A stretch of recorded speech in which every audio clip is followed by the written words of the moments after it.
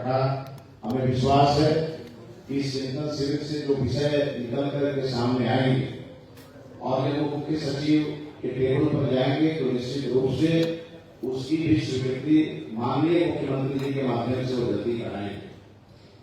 इस बदलती दुनिया के बीच हमारे सामने बुनियादी प्रश्न है, क्या भविष्य की शिक्षा केवल तकनीकी सिखाएगी या ऐसे मनुष्यों का निर्माण करेगी जो तकनीकी का विवेकपूर्ण और मानवीय उपयोग कर सके। और इस प्रश्न का उत्तर भी हमें इस चिंतन शिविर से खोजना है। जब हम भारतीय ज्ञान परंपरा की बात करते हैं तो उद्देश्य केवल सूचना या ज्ञान नहीं, संचय नहीं, बल्कि आपने देखा होगा कि हमारे इस परिसर में विद्या ददाति विनयम की बात कही गई और जब विद्या ददाति विनयम की चर्चा हम करते हैं तो हमें ध्यान में आता है कि हमारे छात्र जीवन में कहीं न कहीं ये श्लोक हमारे ध्यान में आया होगा। और तब विद्या ददाति विनयम विद्या जाति पात्रताम पात्र त्वादनात्मोति कर्मा धर्म तथा सुखम बना धर्म तथा सुखम। विद्या विनय देगी और योग्यता से जीवन की सार्थकता। आज जब हम आर्टिफिशियल इंटेलिजेंस हमारे लिए कुछ ही क्षणों में उत्तर उपलब्ध करा सकता है, तब हमारी शिक्षा व्यवस्था का प्रश्न यह नहीं होगा कि बच्चे को उत्तर पता है या नहीं। इसलिए आज हमारी चुनौती और बड़ी होगी। क्या बच्चा सही प्रश्न पूछना जानता है? क्या वह सूचना और ज्ञान के अंदर समझता है? क्या वह टेक्नोलॉजी का उपयोग कर सकता है?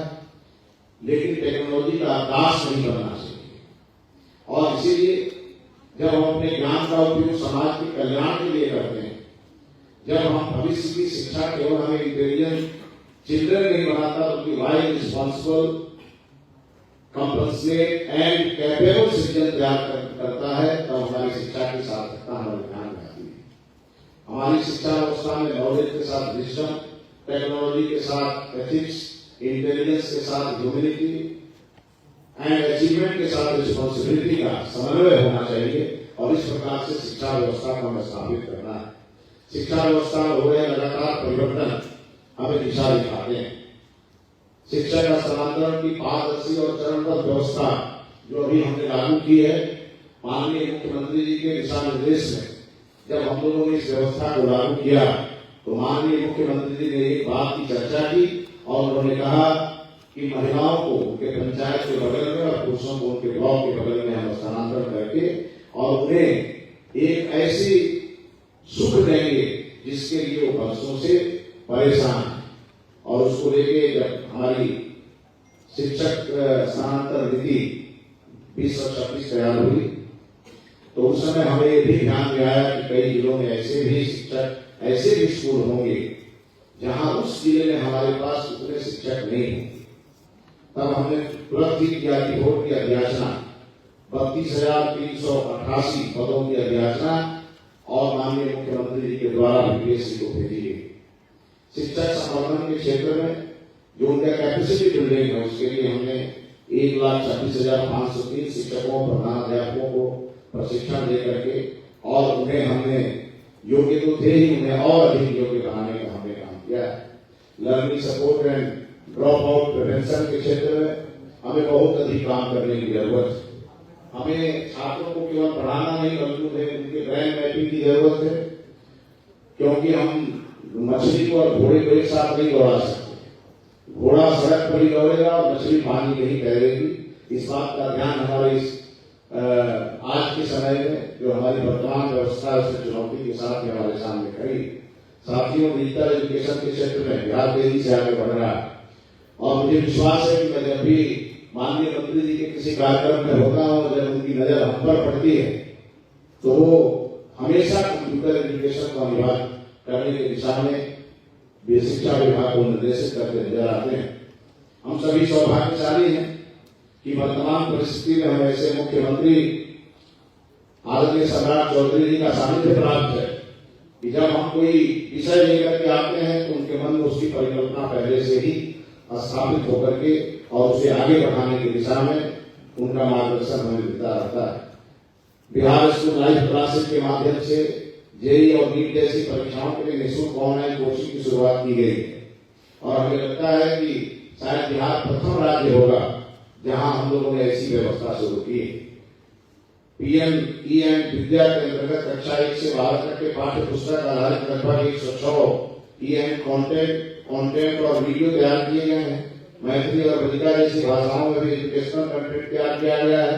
ये हमारे लिए विशेष रूप से महत्वपूर्ण है। टेक्नोलॉजी का केवल इंग्लिश कंटेंट नहीं, टेक्नोलॉजी कब इंक्लूसिव बनती है वो बच्चे की भाषा में उसके पास पहुंचे। और इसीलिए हमारी राष्ट्रीय शिक्षा नीति में ये कहा गया है कि 1 से 5वीं कक्षा तक हमें लोकल लैंग्वेज में पढ़ाना है।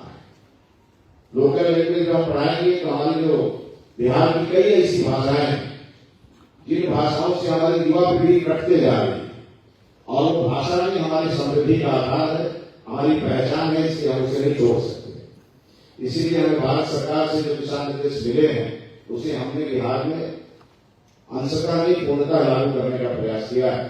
डिजिटल बट लोकल भी, advance but inclusive, modern but rooted. आज हम एआई की बात कर रहे हैं। अभी चीफ सेक्रेटरी बिहार में हमें एआई के उपयोग के लिए और उसके माध्यम से हमें करेक्ट से ज्यादा करेक्ट बनने का के लिए उत्साहित किया है। ये अपने आप में बहुत बड़ा परिवर्तन है। कंटेंट डिलीवरी नहीं करता बल्कि लर्निंग गैप्स आइडेंटिफाई करेगा, पर्सनलाइज्ड लर्निंग पाथवे बनाएगा और शिक्षकों को डिसीजन सपोर्ट देगा। लेकिन मैं स्पष्ट कहना चाहता हूं, एआई शिक्षा का विकल्प भी बन सकता है, रिप्लेस नहीं करेगा। टेक्नोलॉजी शिक्षा को रिप्लेस अगर करेगा तो हमारी शिक्षा व्यवस्था ध्वस्त हो जाएगी। और इसीलिए सपोर्ट को रिप्लेस नहीं मांगेगा, और हमें सपोर्ट की आवश्यकता होगी, जरूर सपोर्ट लेंगे, लेकिन हम अपने शिक्षा को टेक्नोलॉजी बेस्ड बनाने का भरसक प्रयास कर रहे हैं और इसे और तेज करेंगे। Real and time education governance हमारे लिए महत्वपूर्ण है। माननीय मुख्यमंत्री जी ने सरस्वती विद्या निकेतन का एक बड़ा प्रयोग बिहार में किया है। हर सरकार ने कुछ न कुछ शिक्षा व्यवस्था में कोई न कोई एक नया काम करती है। बिहार में एक बहुत बड़ा काम करने का तय किया है और माननीय मुख्यमंत्री जी ने 551 मॉडल स्कूल हमें दिए हैं और अभी 142 और आगे हमें मिलने हैं। हमें हो सकता है इससे और आगे बढ़ने की जरूरत पड़ेगी तो माननीय मुख्यमंत्री जी इसकी भी घोषणा करेंगे। लेकिन हमारे लिए आज इस प्रकार की एक खुशी का पल है कि हम सरस्वती विद्या निकेतन मॉडल स्कूल का संचालन कर रहे हैं, उससे ज्यादा हमारे लिए चुनौती है। क्योंकि वर्तमान शिक्षा व्यवस्था में लोगों की निगाहें उस पर आगे टिक गई है। आज जितने भी यूट्यूबर हैं सहसा उनका ध्यान बढ़ गया है, मीडिया के भी फोकस में है। इसलिए हमें और सतर्क रहने की जरूरत है और हमें टाइम बॉन्ड प्रोग्राम बना करके और उसमें जो 21 पॉइंट्स है उसको सभी को हमें तुरंत सॉल्व करने की जरूरत है।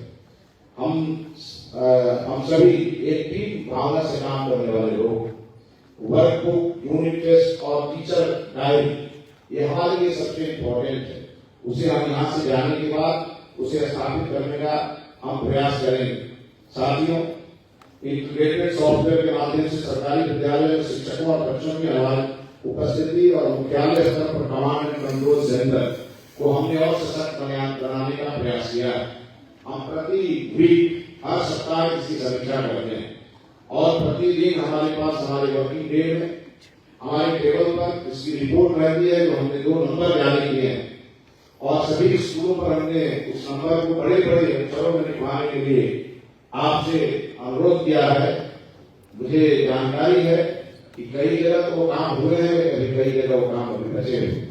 हम चाहते हैं कि बिहार के एक व्यक्ति के पास शिकायत का पोर्टल उपलब्ध रहे ताकि वो अपनी बात हम तक पहुंचाए और हम उसका समाधान कर पाए। इसके लिए हमारी व्यवस्था हमने अपने कमांड सेंटर से भी 4 नंबर जारी किए, शिक्षकों को लेकर के, छात्रों को, अभिभावकों को, हर प्रकार की किसी भी समस्या के समाधान के लिए उनके लिए बेहतर ऑप्शन।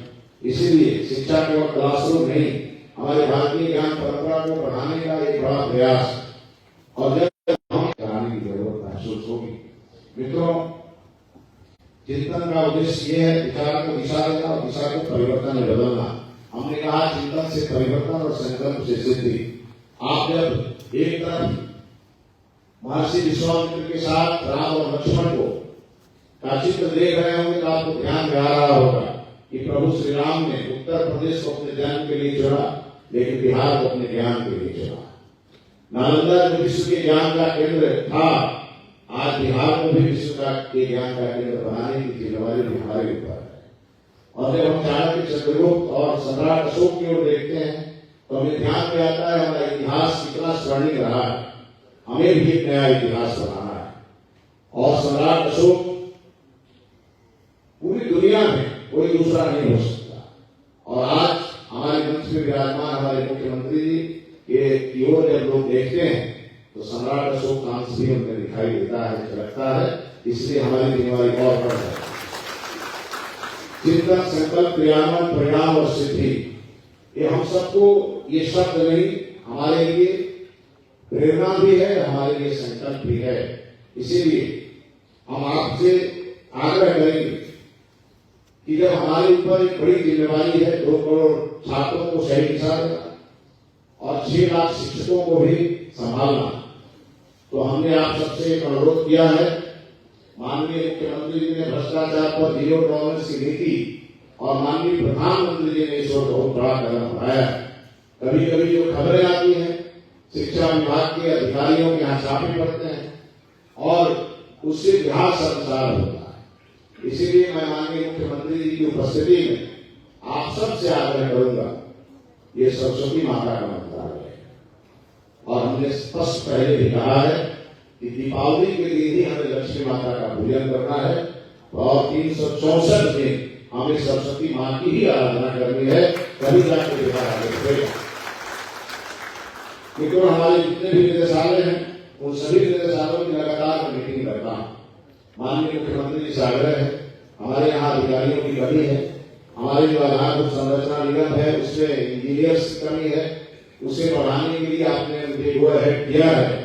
हम उसकी तैयारी में जुटे हैं और हम इस काम को आगे बढ़ा रहे हैं। एनसीएम की विजडम, मॉडर्न इन मेथड,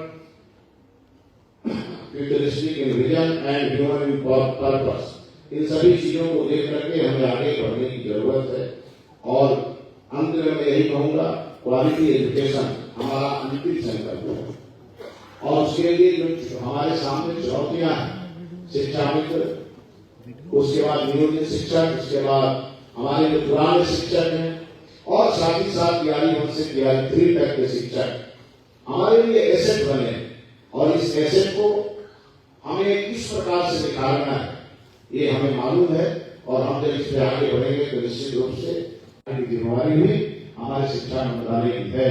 इसलिए इसे हम केवल एक सजेशन नहीं, केवल एक कानून नहीं, बल्कि हमारे लिए संकल्प का विषय बनना चाहिए। आज के दिन जितने भी बिहार के तमाम जिलों से हमारे पदाधिकारी यहाँ आए, आप सबसे बड़ी उम्मीद राज्य सरकार को है और कई जिलों ने बहुत अच्छे काम किए हैं और बहुत अच्छी शुरुआत की।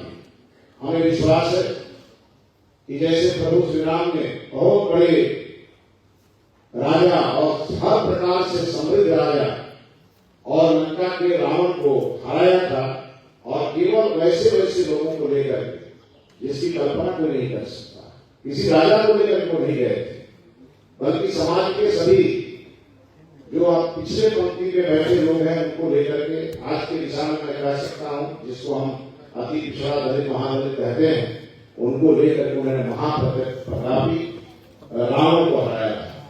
हमें भी अंधकार को हराना, अज्ञान रूपी अंधकार को हराना है और ज्ञान रूपी प्रकाश को स्थापित करना है। ये तब संभव है कि हमारे बिहार के सभी शिक्षा विभाग के पदाधिकारी उसी संकल्प शक्ति को लेकर आगे बढ़ेंगे तो निश्चित रूप से हमारा यह सपना साकार होगा। आप सभी का एक बार अभिनंदन करते हुए माननीय मुख्यमंत्री जी के लिए एक बार जोरदार ताली बजाकर